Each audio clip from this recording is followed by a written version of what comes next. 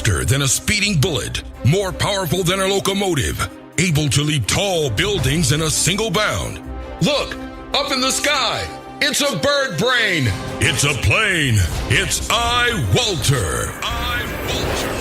Yes, it's iWalter, strange visitor from another planet who came to Earth with powers and abilities far beyond those of mortal men.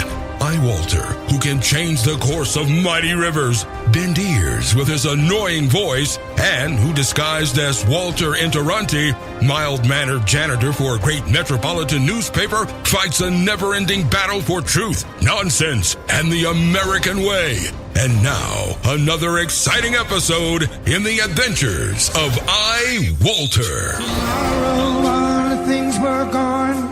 I worked for all my life, and I had to start again with just my children and my wife. Thank my lucky stars to be living here today, 'cause the flag still stands for freedom, and they can't take that away. And I'm proud to be an American, where at least I know I'm free. And I won't forget the men who died, who gave that right to me. And I gladly stand up next to you and defend her still today, 'cause there ain't no doubt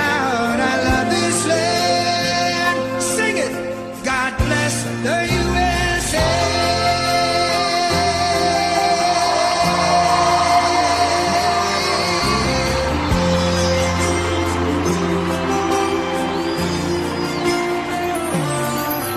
From the lakes of Minnesota to the hills of Tennessee, across the plains of Texas, from sea to shining sea, Detroit down to Houston, and New York to LA, where there's pride in every American heart, and it's time we stand and say, I'm proud to be an American, where at least I know I'm free, and I won't forget the men who died, who gave that right to me.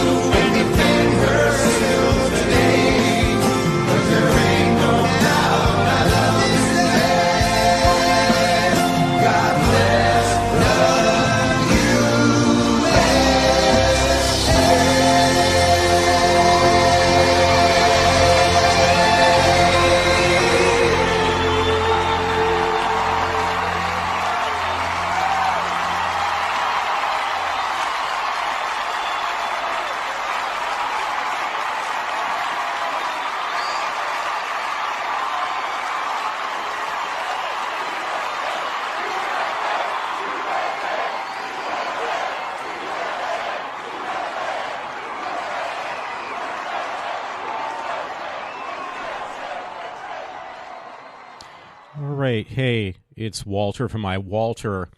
Yeah, I normally when I start my show, I don't sound very enthusiastic. It's Sunday, August 20th. It's going really fast, actually. There's a lot I want to actually play tonight, so it's not going to be as much as me talking. I definitely have no one to interview, and I made a bunch of clips last Sunday. So it's a week from when I did my last show. And I didn't get time to play them all because I had somebody I could actually, communicate with, talk back to, Todd Thomas. So it's a week from then, and I said, hey, there's a lot of clips I wanted to play. There would have been more that I could have added, but a lot of this stuff has been overplayed or over-talked about, I feel.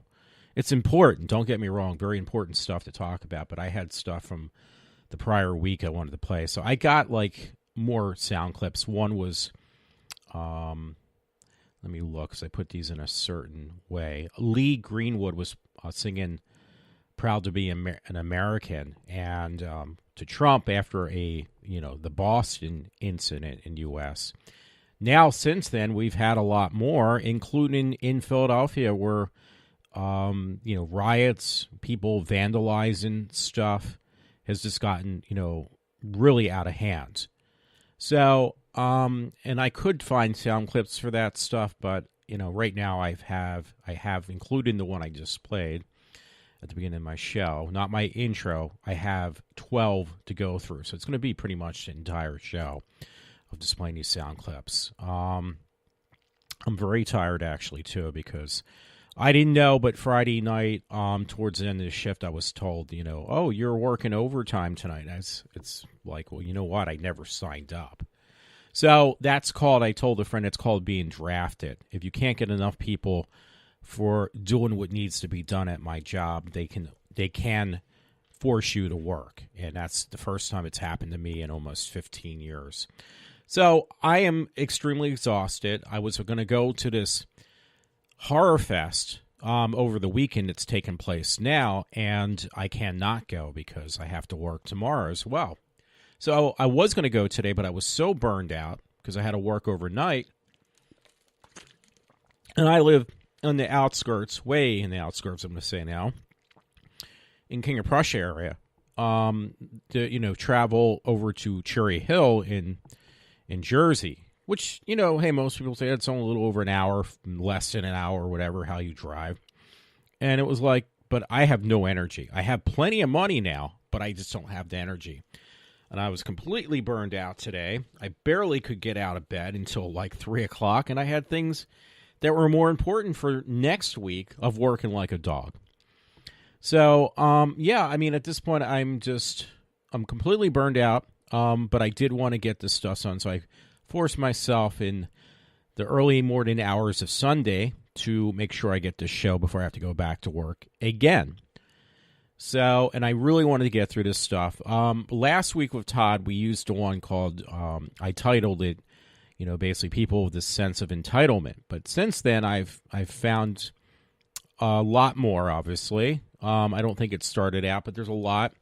I'm looking about now. There was a sound clip I got from some of these I don't even remember, from Bill O'Reilly, Democratic Party defending.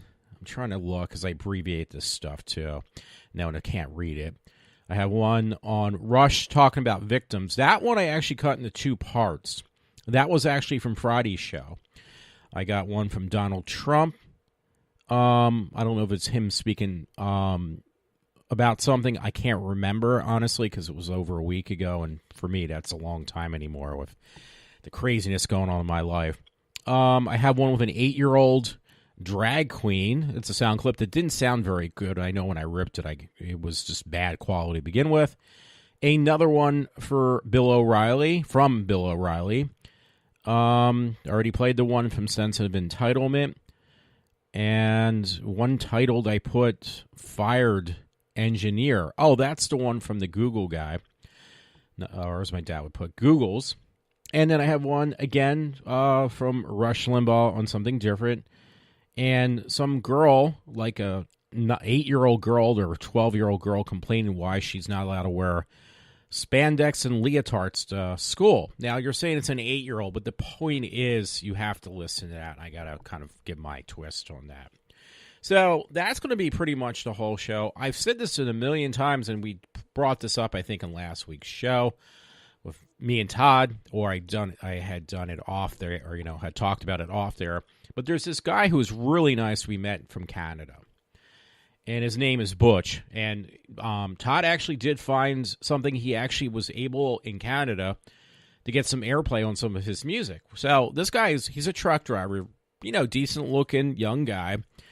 travels from here to the U.S., from Canada to the U.S., I should say. And we were lucky enough to meet up with him at a Trump rally. And he was very nice. And I said, listen, I really got to play some of your music. And he said, oh, you can find it on SoundCloud. I never did it. And now it's almost coming up on a year since I promised that I was going to do this. Not that it's going to help him any, because nobody listens to me. But it's just I try to keep my word, and this time was one of those times I did not. So I'm kind of upset about that. So I want to get started on this stuff. Sorry about that. I keep on moving away. I want to get started with this stuff because I got so much I want to play tonight. And this program I bought, I keep on losing the license for, I mentioned before. Now I have, I think, about 20 licenses because I lost the license again for this program, YouTube Ripper or something like that. So I wrote the company, I gave my email address and information, and they pulled up all my prior licenses. And it was like, wow, and it's like $30, $50 every time. But I bought it like 20 times.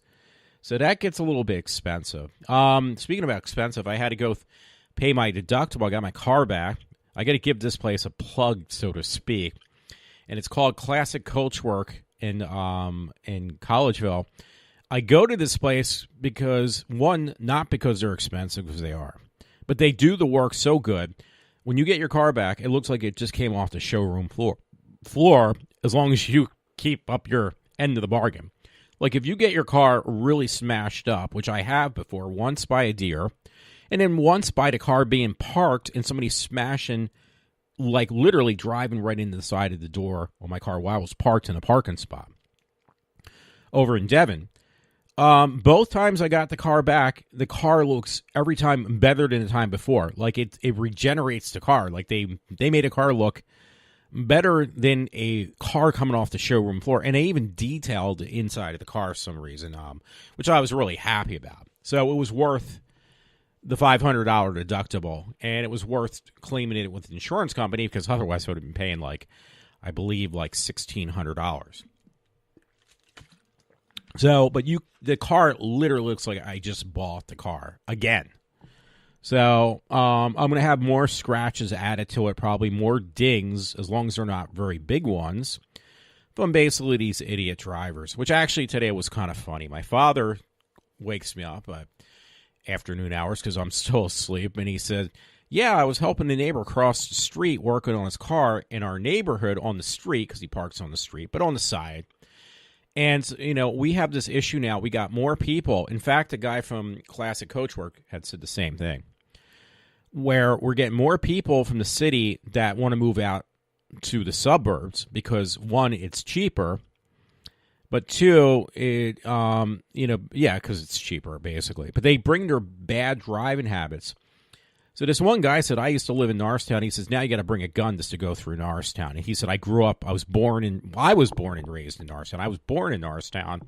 Technically, I'm raised outside of Norristown, but I've been here since I was born, and I'm 50 years old now. So this guy who owns Classic Coachwork said, one, you got to bring a gun. He said it's getting ridiculous. He lives in a townhouse up in Collegeville, and he said it's getting dangerous around there now, but not as bad as down in Norristown. But he also said that these people, they drive very dangerously. I've said this for I don't know how long, though. Then my dad said today, he was helping the neighbor, getting back to that, the neighbor across the street, and some truck was literally flying through our development. We got speed limit signs that say 25, no faster, because watch for pedestrians and children. Basically, children is why it's there. So my dad started yelling at this truck driver, guy in a truck, and the guy did stop, looked at my dad like he was crazy, which he probably is, and he took off then. It's probably because he doesn't have a license if he took off so quickly. He didn't even answer my dad. He probably couldn't even understand him. But I don't know the whole situation, but I've seen that more and more. And when lately I was going to complain about this, I might as well do it now before I go into sound clips. Hey, I've been getting plenty of overtime, and that's a whole different story at my job. So I've been really burned out. I've been actually working too much. This week I'm going to get paid, this coming Friday, I'll get paid for It's not even the end of the weekend. I'll get paid for working 80 hours. So that's how crazy it's been. I've never had that amount of hours that I've worked. I got paid that high. So I have no time to do anything else besides work, sleep, and then today missing out on what I wanted to do for the weekend. If that happens again, I want to tell them, listen, no, I've done it once. I am not doing it again. So, yeah, but I've noticed coming home, I don't try to get home. I don't stay the full 16 hours. I stay very, very close, but I'm working 7 days a week. So that's where I get like close to 80 hours because I don't get a day off. Minus today, somehow miraculously, I was able to, whittle that into my day. I was able to get a day off today, and I used it to just catch up on stuff. I get home early, wee hours in the morning. I'm doing laundry, so it's crazy. Today I did it, whatever was left, because I had taken the day off. So I've learned that if you go home, apparently like the bars close around here at 2 o'clock in the morning or 1 o'clock. That's when they do last call on adult beverages, as somebody else would put it. And it's crazy because you got all these wacko drivers, these young kids that are out all night.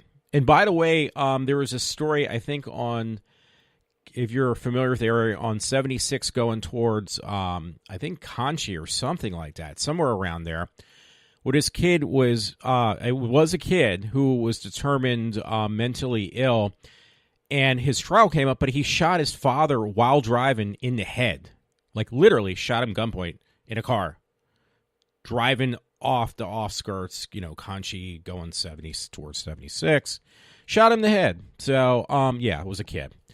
And I come home, and I actually had taken video of license plates or pictures and video, and of the people driving the cars wee hours in the morning. And it is kids. It is kids, because I got the video to prove it and everything else. The car, the make, the person driving the car. I mean, I can't get any closer. So, and there was an incident somewhere I read, which I don't have time for all this. I want to get through these stories, and I'm already wasting like 20 minutes. Where these people are kids. There was like a group of kids, I think from Philadelphia, that were on the news for killing somebody or something from around this area. And they were like the ages of 17 and stuff. So, yeah, it is kids. And they don't have any responsibility, obviously. Otherwise, they wouldn't be getting away with the stuff they do. No parental guidance, I'll tell you that much. And no curfew time yet. So, yeah, I mean, I know coming home, I've had people like literally be, because you can see like driving on a straight road, you can see pretty far. You can see at least a good mile down the horizon. And I'll see people that far away be on my bumper, literally that I can see their face in my rearview mirror in the early morning hours on my bumper, and then trying to pass me on a double yellow line. So this happens around Fairview, definitely in Lansdale. So anymore I've taken, which is very dangerous because of deer, I take all the back wooded areas where, there's like a couple different small like parks along the way home. And it's really difficult because the roads are very windy, very wooded. And there is always a lot of critters out there, animals of all sorts and types, all creatures great and small are on the roadside or crossing the road. So I got to be really careful.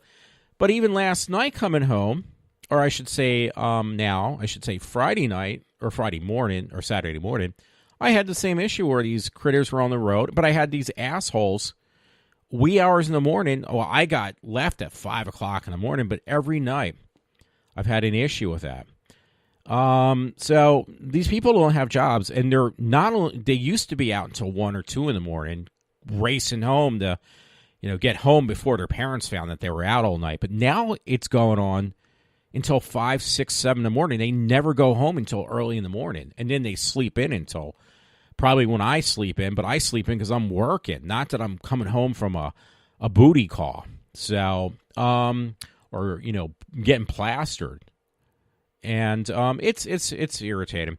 Actually, it was funny. I always say this, and I get told that I don't know what I'm talking about, but my paycheck, this is another thing that's a big complaint of mine. My paycheck actually has on there now precisely what you're paying in taxes. And this is every week now for the last couple years, because we got this new system for, I think it's called ADP, for payroll.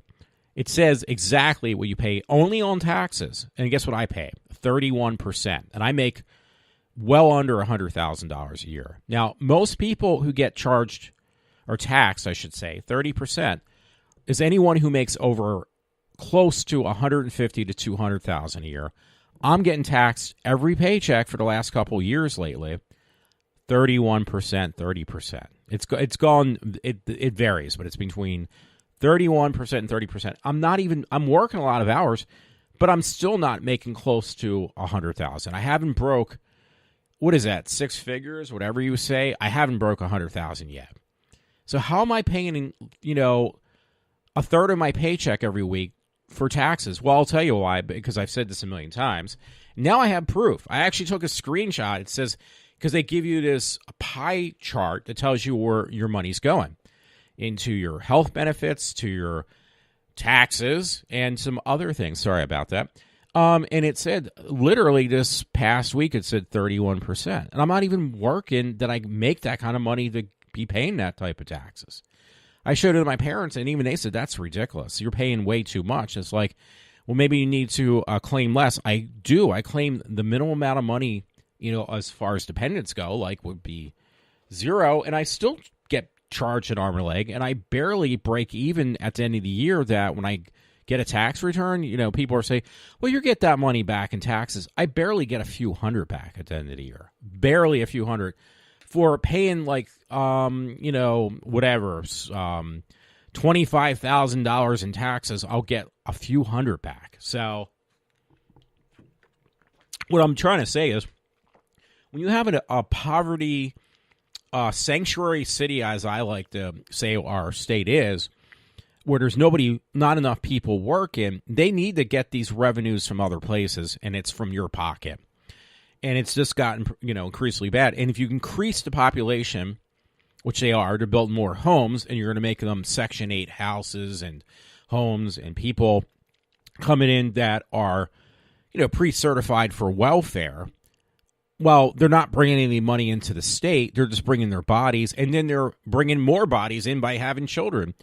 So where's all that money have to be collected? Where are they going to get the money to pay for these people in order for them to pay their bills? Well, they take it from you, and they raise your taxes. Because right now, I'm paying 31%. I would say, 10 years ago, I was paying, even when I started the job I have now, I was paying 18%. So I went from 18% to 31%. That's a large increase. And the amount of money I made didn't increase that much. It didn't increase twofold. It increased slightly. So there's no excuse for that, minus that now we have an overpopulated area from when I started working, where I've worked for the past 15 years at a job. More people, less people working, more high, an increase of theft, rape, vandalism, the whole 9 yards. It's increased. That's increased sevenfold. So anyway, that's my soapbox story. I really want to get into these stories. I apologize. I don't know which one I'm going to pull first. I'm going to look right now, and maybe I'll just go down the line. I'm going to try, and I'm going to have to listen to these again myself. I really want to do, so I probably will. I will play the one on, and then, trickle down from there. This should have been probably the last one, but I'll play the latest one I ripped first, and then work my way back. So I'm going to play the one from Rush, who had a caller on Friday. I think his name was Kevin. I forget. So I'm going to listen to it, and then I'll get it corrected. And, he's talking to a young guy, 24 years old, and he mentions the word, do you have a lot of friends, that are 24 who feel like they're victimized? Or victims, excuse me. Because that's all you ever hear anymore. It's like, I hear this at work. We got a bunch of 20-something-year-olds, and very few of them just make me want to cry, because they're literally have a mind of their own. Very few. It's like a very sparse amount of young people who actually will say, listen, this is ridiculous. I'm fed up. They talk like an old person almost, but it's great. That's what makes me want to cry. But you got a large amount of them who feel like they're victimized. Like, oh, Trump is the worst thing. It's all the Republicans' fault. They're the ones who are, causing this repression. None of it's true. It's the complete opposite, but they're just too brainwashed and too stupid to realize it. And these are supposed to be educated people who act like children. So I'm going to play this first part, and then I'm going to come back and play the second, because I cut it into two parts right in when he was Rush was talking to this caller. So let me do that now, and I titled it Rush Talking About Victims. So here we go. Here it is right now. It's easy, Kevin. I've always said that liberalism is one of the most gutless choices you can make. All you have to do to be acknowledged as a good liberal is to see suffering and tell people you see it. And that will convey that you have a big heart and that you care and that you're troubled. Also, these people, without exception, these young people you're talking about, how many of them think that they're victims of something? Ha. See, this is what I was saying, by the way. That's why I had to cut this into two segments. I had just re-listened to it myself. That's number 1 of 12 I'm going to be playing tonight. How many of these people that are 24 years old and younger are considered themselves victims? I've said that a million times, folks. So now let me play the continuation of what Rush was talking to this gentleman, Kevin, about who called in here. So here we go. Oh, man. They all do, right? They've all been taught they're victims of something, and it's usually something to do with America's unfairness. Yep. Well, that's part of the plan. Once you convince people that they're victims, you really own them, because you've just told them that whatever problems they have in life is not their fault. And then you're telling them they can't fix them by themselves. Look at your life. Your life sucks. You're a victim of these people here. You can't fix it. You need us looking out for you. Us being the Democrat Party, in this case, the people who go out and get votes. It's hideous, Kevin. I'm glad you've spotted it. You're 24. It is all about control. Look at what's happening on campuses for free speech. They're literally limiting what people can say under the guise of preventing people from getting hurt feelings. They are limiting constitutionally protected speech to save people from being offended or hurt. And so denying people freedom is portrayed as a wonderful thing. That's how they seduce people. And then these people eventually become warriors for the cause, social justice warriors, and they begin espousing beliefs in everything that they have been propagandized. And it just cycles this way. So your 24-year-old buddies, they probably got the first dose of this at home. And then certainly it starts even in kindergarten now, in daycare. So people like me talk to people like you and hope you hang in. Hope you do not get seduced or fall for it or succumb to the pressure, because the pressure is going to be great to get you to abandon this stuff that you think. You're going to be calling you names. You're going to be racist. You're going to be a pig. You're going to be sexist. You're going to hate women. You're going to hate blacks. You're going to be anti-transgender, whatever. They'll come at you in all directions to force you into acquiescence. Hang in there. Okay, so this was really important for me to play. That was the second out of 12. So hopefully you enjoyed that. I did, actually. I heard that accidentally today because I was listening to parts as I was running around of Rush Limbaugh. So I did get the guy's name right who called in, Kevin. But if you notice, you kind of get a little bit, I think, a clearer picture of what's going on with the fake news, the media, and how they are, and plus what you hear or see, I guess, if you read certain other types of sources of news, what's happening with teachers and families, how they're brainwashing these kids just to become like these automatons. So I think Rush in that segment I just played did a really good job of, explaining everything in a nutshell, so to speak. So my next segment, again, I don't remember any of these, so I'm going to kind of play them and listen to them myself and then respond back. But my main thing is it's just going to be all sound clips. I'm actually at my first half hour. So the next one I'm going to play, I'm not sure what it's going to say yet, but I know I ripped this for a reason, is on the Bill O'Reilly show just the other day. If you did like what you heard on Rush Limbaugh, he is on vacation this coming week. He was told he was forced by the staff. They want him, he needs to take a week off because, they want to take a week off. So now he's not going to be on to be other guest hosts covering his show for the following week of, past August 20th. So anyway, let me play the next one from Bill O'Reilly, and then I'll make a comment and just kind of go through these. So here's the next one from Bill O'Reilly. Psychologists say that more and more young Americans are entitled. Okay, now what does that mean? I'm just going to read you this article from Psychology Today. Ooh, Psychology Today. Research has discovered that large amounts of young people are developing an entitlement complex. All right? The psychological trend comes from the belief that you are superior to others and are more deserving of certain things. This form of narcissism has significant consequences such as disappointment and a tendency to lash out. Psychology Today reports that some examples of entitlement range from the disregard of rules, freeloading, causing inconvenience, and likely to assume the role of a leader when working in groups. So you dominate the groups, you yell and you scream. So-called millennials, who were born roughly between 1988 and 1994, tend to have this characteristic as a 2016 study found. So millennials, the villains here.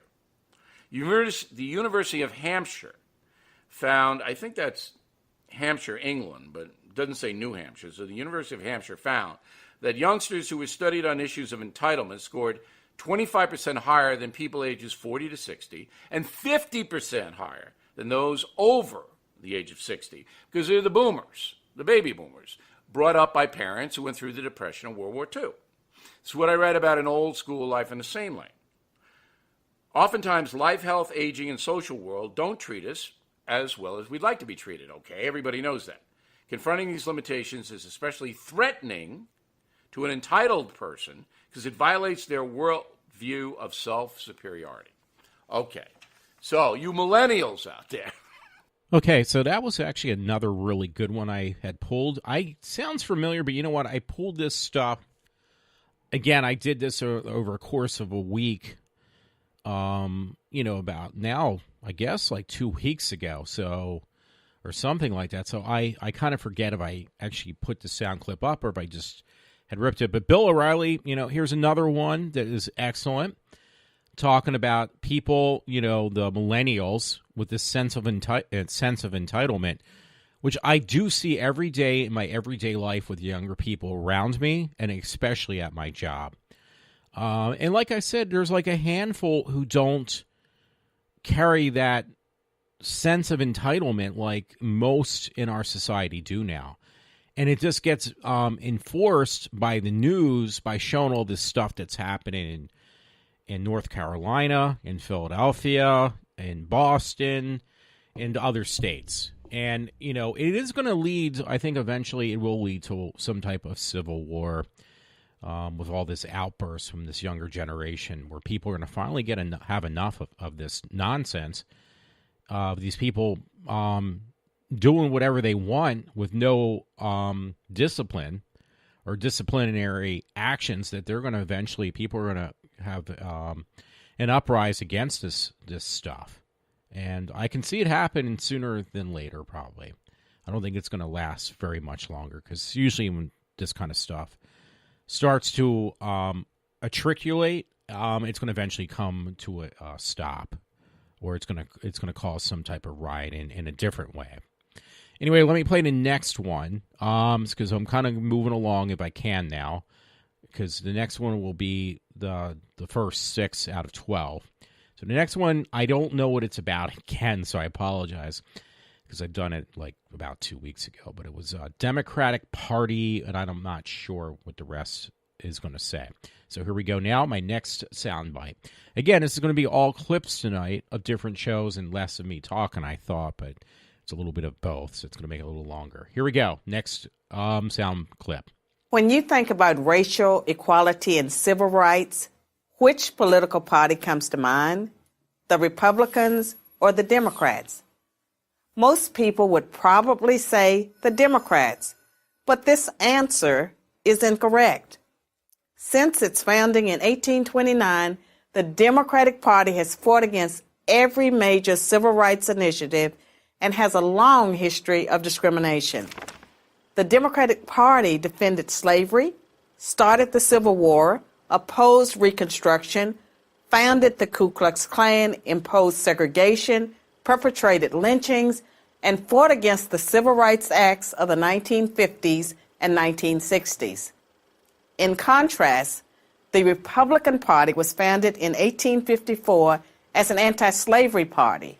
Its mission was to stop the spread of slavery into the new Western territories with the aim of abolishing it entirely.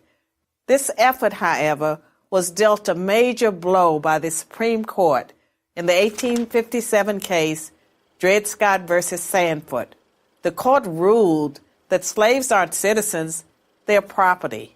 The 7 justices who voted in favor of slavery, all Democrats. The 2 justices who dissented, both Republicans. The slavery question was, of course, ultimately resolved by a bloody civil war. The commander-in-chief during that war was the first Republican president, Abraham Lincoln, the man who freed the slaves. 6 days after the Confederate Army surrendered, John Wilkes Booth, a Democrat, assassinated President Lincoln. Lincoln's vice president, a Democrat named Andrew Johnson, assumed the presidency. But Johnson adamantly opposed Lincoln's plan to integrate the newly freed slaves into the South's economic and social order. Johnson and the Democratic Party were unified in their opposition to the 13th Amendment, which abolished slavery, the 14th Amendment, which gave blacks citizenship, and the 15th Amendment, which gave blacks the vote. All 3 passed only because of universal Republican support. During the era of Reconstruction, federal troops stationed in the South helped secure rights for the newly freed slaves. Hundreds of black men were elected to Southern state legislatures as Republicans, and 22 black Republicans served in the U.S. Congress by 1900. The Democrats did not elect a black man to Congress until 1935.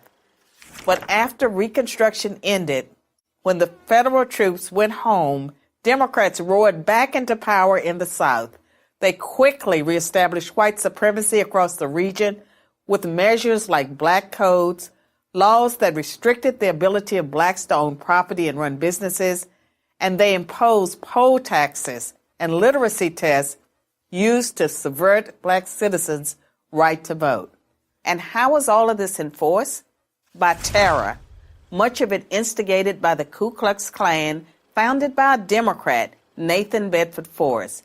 As historian Eric Foner, himself a Democrat, notes, in effect, the Klan was a military force serving the interests of the Democratic Party. President Woodrow Wilson, a Democrat, shared many views with the Klan. He resegregated many federal agencies and even screened the first movie ever played at the White House, the racist film, The Birth of a Nation, originally entitled The Klansman. A few decades later, the only serious congressional opposition to the landmark Civil Rights Act of 1964 came from Democrats. 80% of Republicans in Congress supported the bill, less than 70% of Democrats did. Democratic senators filibustered the bill for 75 days until Republicans mustered the few extra votes needed to break the logjam. And when all of their efforts to enslave blacks, keep them enslaved, and then keep them from voting had failed, the Democrats came up with a new strategy. If black people are going to vote, they might as well vote for Democrats, as President Lyndon Johnson was purported to have said about the Civil Rights Act, I'll have them voting Democrat for 200 years. So now, the Democratic Party prospers on the votes of the very people it has spent much of its history oppressing. Democrats falsely claim that the Republican Party is the villain, when in reality, it's the failed policies of the Democratic Party that have kept blacks down. Massive government welfare has decimated the black family. Opposition to school choice has kept them trapped in failing schools. Politically correct policing has left black neighborhoods defenseless against violent crime. So when you think about racial equality and civil rights, which political party should come to mind? I'm Carol Swain, professor of political science and law at Vanderbilt University for Prager University. Thanks for watching. To keep our videos free, click here. Okay, that one actually I forgot mostly about everything on there because I had ripped at it, about 2 weeks ago again. That one was, I played it in its entirety. I forgot that this black woman is a professor. She's very informative. I actually ripped that off of, because everybody downplays Facebook, but I did get that off of Facebook and off her web blog. And it was a video, what do you call it, a little video presentation she had put together. Obviously, you can't see that on a podcast or on radio, so it's not there. But, she was touching upon everything happening because they're blaming that Trump was elected through the Ku Klux Klan and how the Ku Klux Klan, they're trying to convince people is, always are siding with the Republicans, which obviously is not true. It's the Democrats who had established what is known as the Ku Klux Klan. So that was a very good one. Let me just continue and try to do very little talking at this point because I'm actually 40 minutes into my show, and I got about, 7 more sound clips to go. So my next one is, and I hope you enjoyed what I've played as sound clips so far, because I think each and every one has been really good. There's going to be one that is not going to fit, but I did rip it for a reason, just or two or so, that just to prove a point on the other side's twisted views, especially from these very young children. So, but they're going to be towards the end. So the next one's going to be on Donald Trump. I have no clue again. So here we go. Next one is the Donald Trump sound clip. Here we go. New book coming out, The America We Deserve, which I've had a chance to had some excerpts given to me by your office. Let me talk about some of the issues. One is North Korea. And you say that you, as president, would be willing to launch a preemptive strike against North Korea's nuclear capability. First, I'd negotiate. I would negotiate like crazy, and I'd make sure that we tried to get the best deal possible. Look, Tim, if a man walks up to you on a street in Washington, because this doesn't happen, of course, in New York, but if a man walks up and puts a gun to your head and says, give me your money, wouldn't you rather know where he's coming from before he had the gun in his hand? And these people, in 3 or 4 years, are going to be having nuclear weapons. They're going to have those weapons pointed all over the world, and specifically at the United States. And wouldn't you be better off solving this really potentially unbelievable, and the biggest problem, I mean, we can talk about the economy, we can talk about Social Security. The biggest problem this world has is nuclear proliferation. And we have a country out there, North Korea, which is sort of wacko, which is not a bunch of dummies, and they are going out and they are developing nuclear weapons. And they're not doing it because they're having fun doing it. They're doing it for a reason. And wouldn't it be good to sit down and really negotiate something, and ideally negotiate? Now, if that negotiation doesn't work, you better solve the problem now than solve it later, Tim. And you know it, and every politician knows it, and nobody wants to talk about it. Jimmy Carter, who I really like, and he went over there. It was so soft. These people are laughing at us. The former general of the Air Force, Merrill McPeak, the former Secretary of Defense, Les Aspin, said you could not launch a preemptive strike against North Korea because the nuclear fallout could be devastating to the Asian Peninsula. I'm not talking about us using nuclear weapons. I'm saying that they have areas where they're developing missiles. No, but taking out their nuclear potential would create a fallout. Tim, do you know that this country went out and gave them nuclear reactors free fuel for 10 years. We virtually tried to bribe them into stopping, and they're continuing to do what they're doing, and they're laughing at us. They think we're a bunch of dummies. I'm saying that we have to do something to stop. But if the military told you, Mr. Trump, we can't do this. You give me two names. You're giving me two names. I don't know. Do you want to do it in 5 years when they have warheads all over the place, every one of them pointing to New York City, to Washington, and every one of our... Is that when you want to do it? Or do you want to do something now? You better do it now. And if they think you're serious, I deal with lots of people. If they think you're serious, they'll negotiate, and it'll never come to that. Yes, okay, that was Donald Trump, and I, again, forgot about this, but guess what? That sound clip was a video, what do you call it? Not a video. It was an interview. It was a video, but it was an interview with Donald Trump back in 1999. So that was, it's 2017. It's 1999, this was Donald Trump's concern. And now, what is that? I don't want to do the math right now. But you're talking, what, like 20 years ago? He had a foresight on what was going to happen in the future. He had an idea, even back then, what was going to happen in the future. And he was dead on. You won't hear this anywhere else, but I have enough conservative links on my Facebook page, attached to my Facebook page, besides other things, that I was able to find this article, this news segment. So that was Donald Trump. I'm actually learning stuff because I'm re-listening to this stuff. The next one I want to play is Bill O'Reilly again about California, and I think I vaguely remember this, but I'm going to play it right now, and you can give your 2 cents if you'd like to. I always am looking for people's responses back. I think this is probably one of my best for all these clips that I've hand-selected over the past 2 weeks. I think, it's definitely informative and, educating me on what's going on around us, I think. And I'm not saying it because it's my podcast. I'm just telling you what I truthfully think. This is why I do this stuff. I educate myself from, anything can be a useful tool, even Facebook. It's just a way how you approach it. So here we go. Anyway, here's the next one from, I believe I said Bill O'Reilly. So here we go.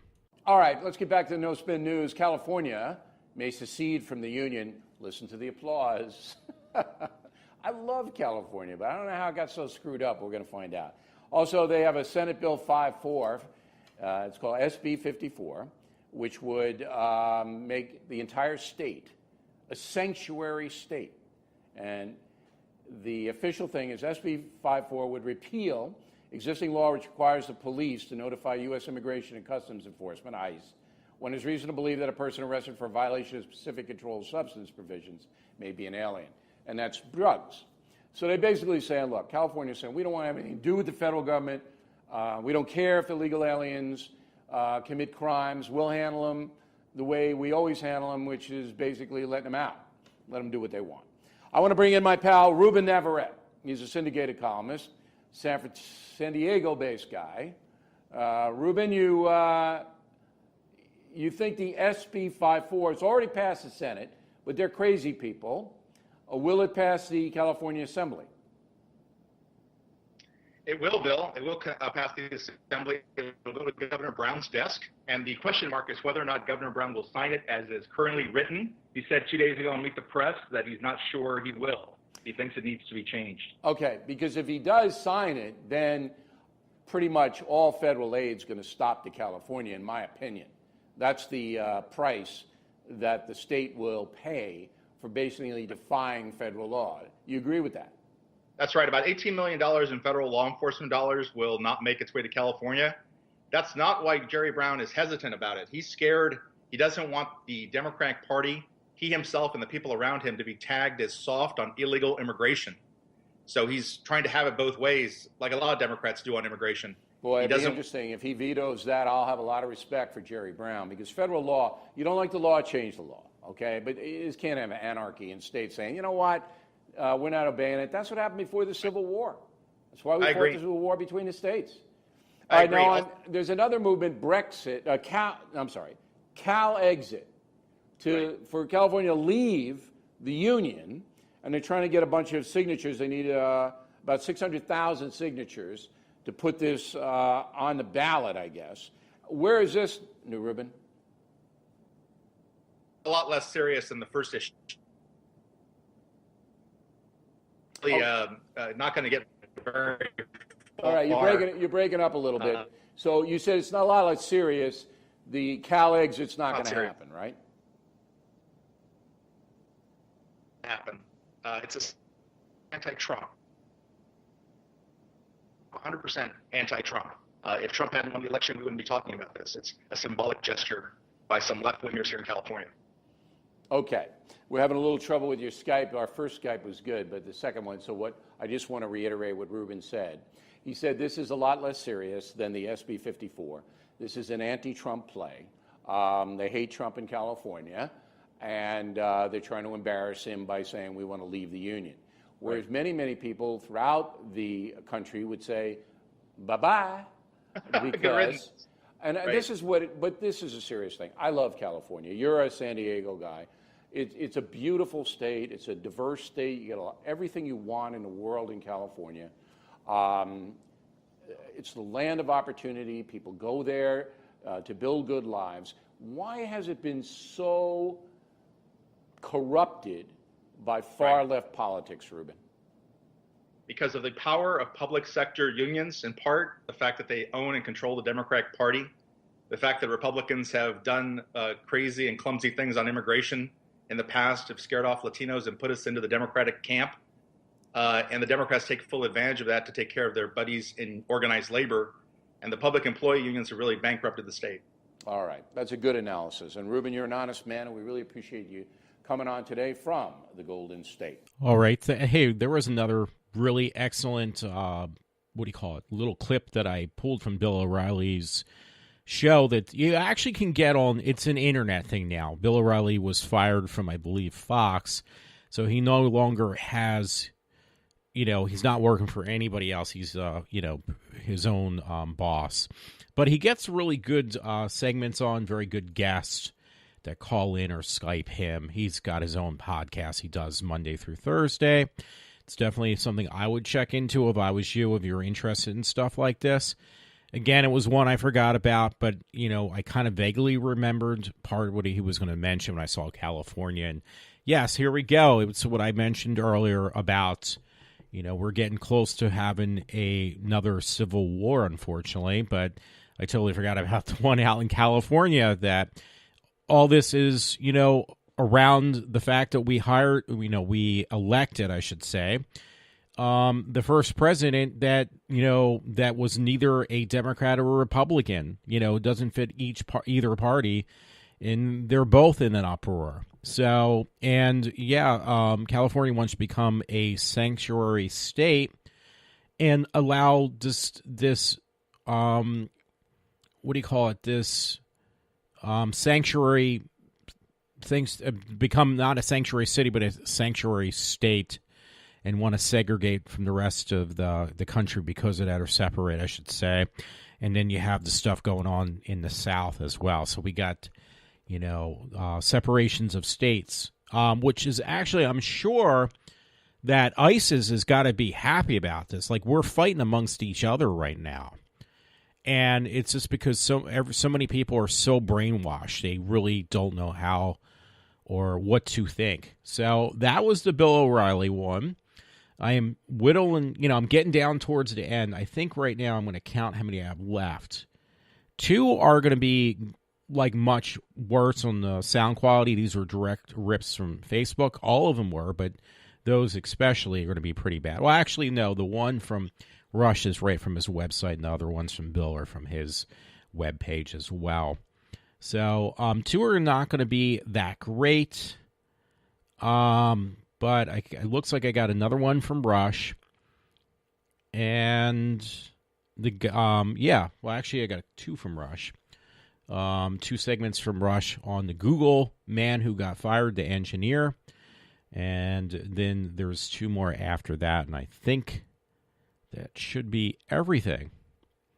Anyway, folks, here we go. I think the next one I'm going to play are the 2 Rush segments and get those done with. And it's the one, this happened a few weeks ago when the guy came forth on how, Google is not as open as they act like they are. They are more of a very liberal, politically correct, which is basically they advance people or put them in positions not because of what they know, but who they are and what their ethnic background is or what their sex is or whatever. So here we go. I'm going to play those segments now. And one is titled, I'm trying to figure out which one I want to play first. One is titled Rush on some Google segments, I guess referring to this gentleman. And another one says fired Google engineer. So I'm probably going to play the fired Google engineer because I think that might be him actually Rush playing a segment from that guy himself. So here we go. I'm going to play that one first. And again, it's called Fired Google Engineer. Here we go. By the way, folks, 4 different scientists writing for Quillette magazine, a story from Intellectual Takeout, claim that the Google engineer fired for questioning diversity in his memo was right. Now, we're going to link to this at rushlimbaugh.com so you'll have it as a reference. It's Intellectual Takeout, John Miltmore. It's actually from a couple days ago, Coco, as you search for it. And I'll send you the link when the program's over, but it's Intellectual Takeout from August 8th. The Google engineer fired. 4 scientists say he is right. We'll put this in the Google section today at rushlimbaugh.com. Okay, I didn't realize that, by the way. So that one was actually Rush talking about the gentleman being correct on what he said. So I kind of played these backwards. It's not that big of a deal. I think both of them actually, I don't know at this point, because I think I just took what Rush had said about the gentleman, not him actually speaking. Excuse me. Rush did actually play the guy with his discussion, but I don't know at this point. But yeah, that was a few weeks ago too. Excuse me, I keep on belching from what I ate this afternoon. Earlier this evening, I should say. So that one was really good. Again, it's pretty self-explanatory, so let me just continue on to the next segment from Rush and just have this keep on moving along because it's moving pretty smoothly right now. James Damore is the Google employee who wrote a 10-page inter-office memo on what he thought was a very bad diversity system inside the company. He was interviewed by a Canadian professor, psychologist actually, and it was part of a podcast. One of the questions was, how would you say you've performed as an employee at Google? Have people been happy with you, or have you been in trouble?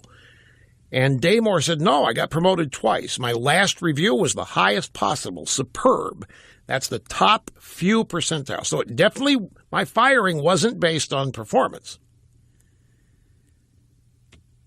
A month and a half ago, I went to one of our diversity summits, he said. All of these summits are unrecorded, and, well, this one was unrecorded and super secret. Apparently, inside Google, they have regular summits to talk about diversity and the company's view on it. And some of them are recorded, but some aren't. And in this particular summit, a month and a half ago, Damore says that Google executives said a lot of things he thought were not right. And he thought that they were telling the people attending the summit about a lot of potentially illegal practices that they've been doing, trying to increase diversity. And so the interviewer said, what kind of practices? And Damore said, well, basically treating people differently based on their race or gender. So the interviewer said, I see. So it was unrecorded and secret? In what manner? He said, well, so most meetings at Google are recorded. Anybody at Google can watch them. Google's trying to be really open about everything except for this one. They don't want any paper trail for any of these diversity summits because I think it's illegal. And some of the internet polls or some of the internal polls showed that there were a large percentage of people that agreed with me on that document that I wrote. So if everybody got to see this stuff, they would really bring up some criticism. He said there's a lot of ways Google pressures people to increase the diversity of their team. And there's no way to do that besides actually choosing somebody based on their race or gender. So diversity became quotas, and it wasn't merit-based and it wasn't performance-based. Managers were told to diversify their staffs based on skin color and gender. And he thought that was just wrong because it didn't allow for merit-based advancement or anything. So he was asked, well, what was the rationale for firing you? He said the official excuse was that I was perpetuating gender stereotypes. And he thinks that his firing proves that he was right, that the whole culture just tries to silence any dissenting view, and that we need some more objective way of looking at diversity, because the diversity of skin color and gender isn't diversity, it's discrimination. And he ended up saying that Google is run like a religious cult. You have to conform. You have to carry out the rituals. If you do, you'll be rewarded and praised. If you ask any uncomfortable questions or if you offend the wrong people, the threats and the public shaming will be swift and ruthless. The religion in this case is a kind of intersectional feminism. Its central tenets are diversity and inclusion. Its demonic enemy is bias. And its purifying rituals include humiliating forms of training, like re-education camps. If you're not thinking right about gender diversity and race diversity, they will take you aside and retrain you. So this may sound crazy to a lot of your readers, but college students should understand it's a similar culture. This is not the guy that got fired. This is another employee. People have gone out and talked to Google employees, and they're talking anonymously. And, folks, it's exactly as I suspected. What's really happening is the erosion of free speech under the guise of promoting it.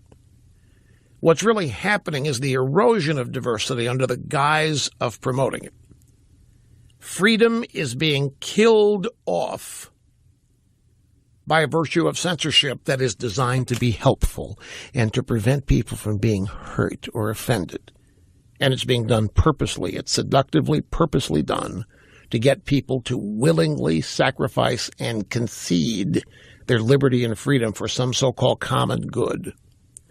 It's hideous. It's hideous, and it's happening on college campuses. It's happening at high-tech places like Google. Okay, so that's the end of Rush's thing on Google. So I wasn't sure, but again, he did play what the guy, the guy who got fired, the engineer from Google, when that had happened. But then, as you had heard on that segment I just played, and by the way, there's only two more left, so we're at the home stretch of my show.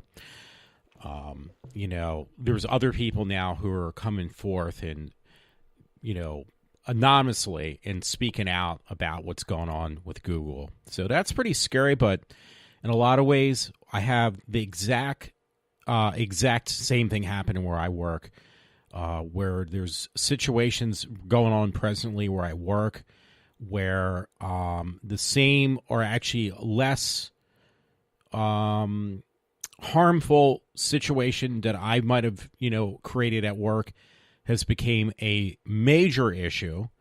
And there's ones where somebody, almost an engineer of all things, had somebody almost got killed at my job, and then has caused almost environmental, thank God we catch this stuff, but an environmental major catastrophe within the area, and it's getting kind of just brushed aside. So, yeah, this is the problem with this political correctness that I see, where, you tread lightly with certain gender or beliefs or ethnicity, and other ones you just basically pound them down and basically ruin their enthusiasm. And it's happening. I'm speaking from my heart and what's been happening to me. And hearing that just kind of reminded me of all this stuff. It, kind of brought it towards the surface again. Anyway, the main ones I wanted to play that kind of are obviously, they go together. The clips that I have been pulling for the past couple weeks, 2 weeks. The last two, not as much, and I will let you know right now, the quality is from children, and both of them are pretty bad. But they do kind of fit the same realm, but you're taking it from the next gen. I mean, you're talking like, if I remember correctly, I'm trying to look for them right now because there's only two left. One is an 8-year-old drag queen, an 8-year-old little boy who thinks he wants to become a drag queen. It's like, that's a little bit too young. It's fine to dress up, but I think he's too young to determine what he really wants to do with his life at 8 years old. And again, the other one is a young lady, a little girl, who thinks that she is being victimized, literally victimized, because she wants to wear a pair of spandex pants and a sports bra to work school every day. She's like 8 or 12 years old. Now, the reason it's an issue, because I didn't think about it at first, but I think in the comments below when I saw this video, kind of was like, okay, I didn't think about this, but yeah, they're right speaking against this one girl. And what they were saying is like, okay, she's complaining about, well, I should wear whatever I want. It should be more, I should actually play that one. Let me play it first, next, and then the last one with the 8-year-old, and then I'm going to call it a night. And I'll explain, because it doesn't make any sense until you hear it. So let me play that one next with this young girl who thinks she should be able to dress however she damn well pleases. And the mother supports her on that. That's what's really scary, by the way. So here we go, the one on the tween who thinks she should be able to wear a workout outfit to her school. Tank top strap is more important than my learning. There's a problem at my school.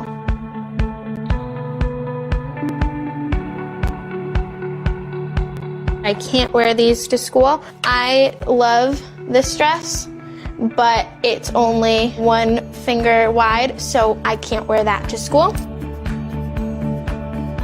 So I went to school on Monday. My teacher called me out. She told me that if I wore this tank top again, then I would get detention. I decided to write hashtag I'm under distraction on my arm because I really felt like it needed to be said at my school, because I didn't want to have to go to school every day and be worried about what I'm wearing and that people are staring at me and that I'm going to get in trouble.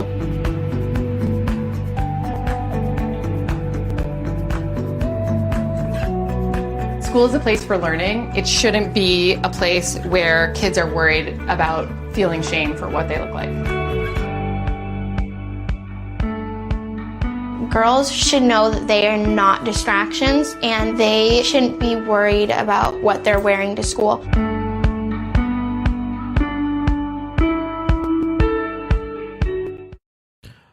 Okay, I just played that one with the little girl who was upset, and they played cutesy music in the background. The mother supports her, but when you watch the video, which you can't see, the girl is literally wearing a workout outfit to school. And yeah, that is an issue, because there was a lot of angry moms on that video that responded. It was on Facebook. That video was posted, and the girl, when she was complaining about like her blouses and other clothes that you did not see, besides the workout outfits and the, what do you call it, those lycra spandex sports bra tops to school, she was also wearing like, she's a little girl, I understand, but she was wearing booty shorts and, with her cheeks hanging out and short dresses and stuff. Yeah, that is a distraction to other young little boys who, are finding out when you hit puberty, because the girl's a tween, she's just starting to hit puberty, these kids are going to get very easily distracted. So you can say, well, they should know better, and parents need to teach their kids that they need to calm their hormones. They're kids. They can't. That's number one. Number two, one of the people responded back wasn't an angry mom, because they were angry at this girl and their mother, that this mother's not disciplining her daughter the way she should dress appropriately. And one guy actually made a very good point, which I don't agree with the dress code of the guys of this generation, but he made a very good point. He said, listen, I got sent home, a young guy said, I got sent home for wearing a hoodie over my head and wearing my pants, too baggy. He got sent home. And then it was like, you know what? He's absolutely right about that. So this girl is acting like the beginning of the show said, this is why I played that only she's being victimized because of the way she's dressing. That shouldn't be a problem, but that is a problem. That's been going on, not to the severity as it is now, but it's been an issue since I was in high school, in middle school, in grade school. Probably a little bit further on, it got an issue where they would send people home for wearing inappropriate concert T-shirts, things that were worded offensively. It happens at my jobs I've had. I worked at this place called I Got It at Gary's, and we had younger bosses. I was in my 20s. The bosses were in their 20s. And we got to the point that customers were complaining. This was like 30 years ago, probably. Yeah, it was 30 years ago, where the girls would come in with these, like, literally spandex, ultra tight, like their ass cheeks were hanging out. This was 20 years ago. Spandex skirts, like they literally. So I worked as a cashier. I still remember this. And there was this one girl, I loved her to death. She loved me, not in that way. She thought of me as a big brother. Her name was Kim. And she would dress like that. She would wear these like really tight skirts that you could see her panty line, and her ass cheeks were like popping out of the bottom. So the supervisors were young guys in their 20s. These were supervisors, would you get these cash bags. They would throw them over so she would bend over and they could check out her cleavage and her butt cheeks popping through her clothes.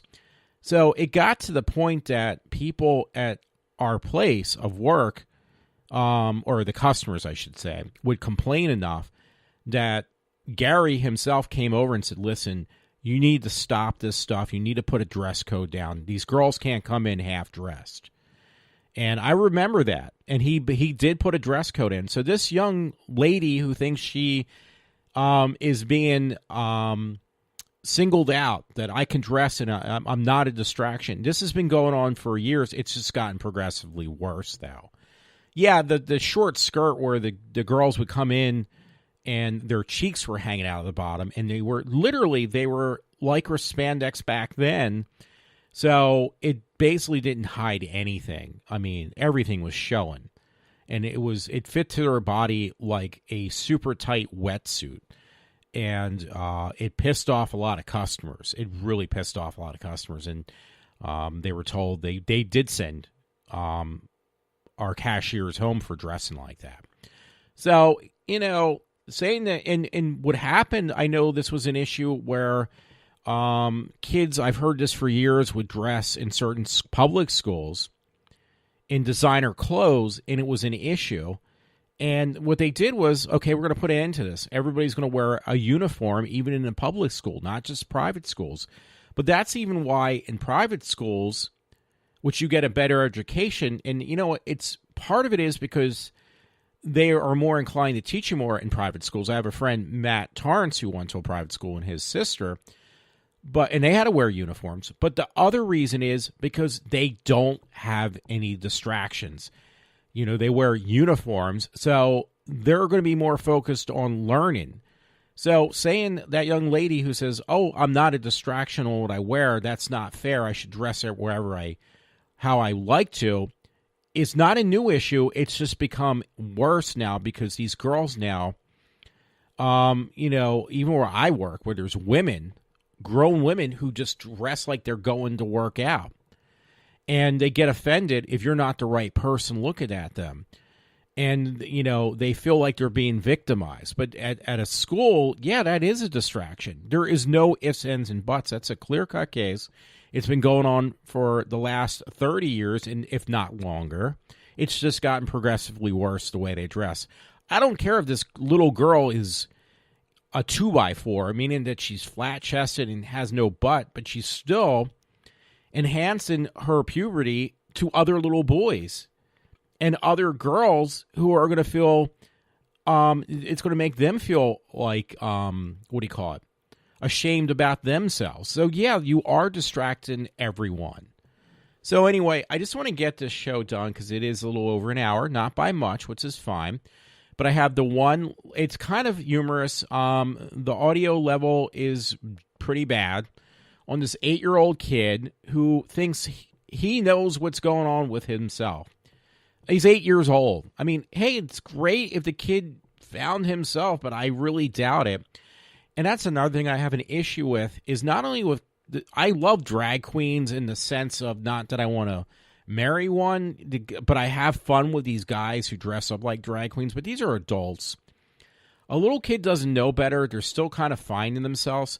But I've seen so many segments anymore, by the way, where they have a camp or something set up for kids who think they were born the wrong gender. Little kids, probably about the same age of 8 years old. And the parents are actually allowing them to get these, they probably can't get it at that age, but they're encouraging these kids to become the sex they want to become at an age when they're still trying to find themselves. I think when I was a little kid, I wasn't sure about what I wanted to be or who I wanted to be, even sexually. I mean, everybody goes through that phase. And that's why they say the suicide rate is so high with a lot of these people who are transsexuals, because they go through and get this operation done, and then they end up killing themselves because they decided, like, I made a big mistake and there's no turning back. Now, there was one story I did read or hear about on the news or on Facebook, I can't remember where the guy actually changed his sex 3 times. So that's just ridiculous. This is why they used to make you go through counseling, and now they're just encouraging whatever you want. Hey, you're entitled to it. So let me just play this last segment, and I'm going to end the show. So here we go with the little 8-year-old drag queen. It sounds cute, but it's a little scary too. I think that anyone can do what they want in life. It doesn't matter what anyone else thinks. If you want to be a drag queen and your parents don't let you, you need new parents. If you want to be a drag queen and your friends don't let you, you need new friends. All right, boys and girls and everything in between, stop what you're doing, because tonight we're with the fabulous Lactatia. How are you? Super pumped. I'm gonna walk the runway and I'm gonna Vogue. Okay, that was my very last one. Yeah. You know what's kind of scary? That, by the way, that audio level was the way I pulled it off of Facebook. That little kid, you know where he got his influence to do this, and the mom supports it 100%. And I hate to say, because it's RuPaul. It's the RuPaul Drag Race show. So this kid watched this stuff, and he thought right away, hey, I want to become one of these. That's because there's no father figure in his life. He's got a single mom who's supporting this stuff. So, hey, I'm an adult. I pay for it. I paid for it a few years in a row. I actually went down to Philadelphia when they do these tours with the drag queens from RuPaul's Drag Race, because I love the show. I think it's great. But it just kind of goes to show you this kid is, kids develop, I don't care if you're a boy or a girl, whatever you are, you develop who you become from, your environment and what kind of parental guidance you have. This kid has none, obviously. So his parental guidance is the television set, most likely. And what does his mom have on? Probably Logo for some reason, because I think that's what that show's on. I don't really know, because I just buy these shows on iTunes when I want to watch them. It's like, hey, this TV show looks pretty cool. If I have time, I'll watch it. I'll buy it on iTunes and watch it later on at my own convenience. Talking about TV shows, a little sidetrack real quick. I totally forgot, but the Defenders with Daredevil and the other superheroes that you don't normally hear about, that was just put up on Netflix. But anyway, that's a different story. I'm sorry for saying that. But yeah, this kid, his influence or his upcoming is off the television set from his mom having on women's and gay networks. So obviously this kid's going to like stem towards that. He's going to stem towards wanting to become more feminine. And it's like, it's one thing if you were given more, what do you call it? Because this kid said, like, I'm not interested in baseball or anything like that. I want to spend the rest of my life just being the drag queen. At 8 years old, and he started when he was 5. So that's saying a lot.